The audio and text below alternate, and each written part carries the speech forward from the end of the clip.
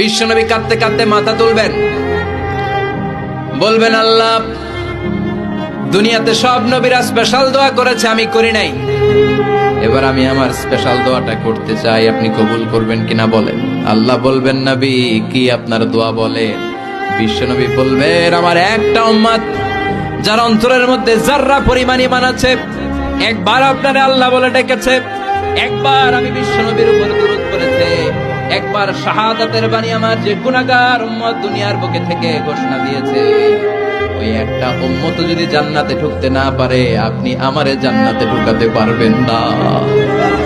আল্লাহ বলবেন, সাল তুতা, সাল সাল তুতা, ওয়াশফা তুশাফা, শাফাত করেন নবী করেন, যার জন্য দোয়া করবেন আমি কবুল করে নেব।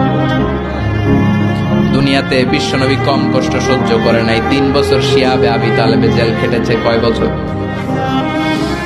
দুর্ভিক্ষের বছরগুলোতে বিশ্বনবীর পেটে দানা পানি ছিল না। কলিজার টুকরা হাসান হুসাইন কই মাছের মতো ছটফট করেছে, জামিনে ক্ষুধার জ্বালায় বেহুশ হয়েছিল। বিশ্বনবী যদি ওই স্পেশাল দোয়াটা করতেন, জান্নাত থেকে খাবারের বস্তা পাঠিয়ে দিত কে?